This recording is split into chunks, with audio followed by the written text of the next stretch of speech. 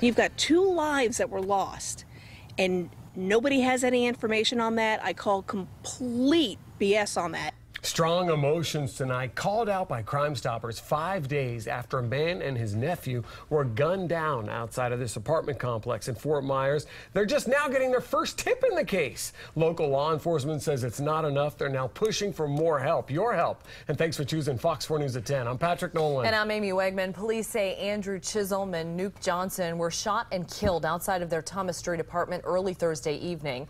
Now local law enforcement is saying if people won't come forward with tips to solve the case on their own, they're hoping a friendly reminder will persuade them. For In Your Corners, Katie Jones showing you the new push to help prevent violence in Dunbar and beyond.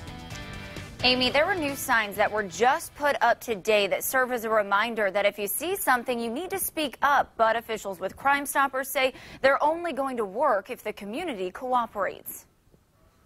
A horrific crime at a Dunbar apartment complex. Dozens of people were living in and around the area when Andrew Chisholm and his nephew, Nuke Johnson, were gunned down last week. But Trish Rout with Crimestoppers says so far, only one person has come forward with tips. You've got 2 lives that were lost, and nobody has any information on that. I call complete BS on that. Rout says there have been pictures circulating in the community of the violent scene, even showing Chisholm and Johnson's bodies.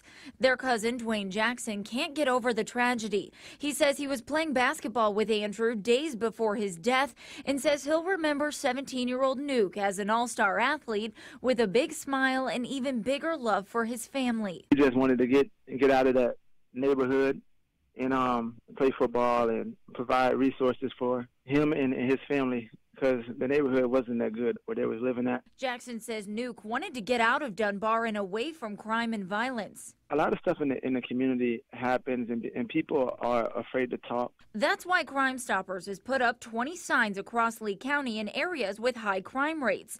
They remind neighbors to speak up, but many in Dunbar say people are too worried about revenge. Do you think these signs will actually make a difference? We hope so. You know, just the constant visual out there. You know, I think everybody knows that there is a tool, but if it's constantly in their face and it's going to eventually weigh on their conscience. Trish Rout says you can remain anonymous, and in order to make a difference, she says the community has to work together. Everyone in the Dunbar community is saying we want a safer community. We want to be able to have our grandkids and our kids go outside and play without having to worry about, being shot or witness a drug deal. Well, that only happens when you help stop the violence. Now, if you know anything about Nuke Johnson and Andrew Chisholm's death or any crime happening in your community, call police or Crimestoppers at 1-800-780-TIPS. Katie Jones, Fox 4 in your corner. All right.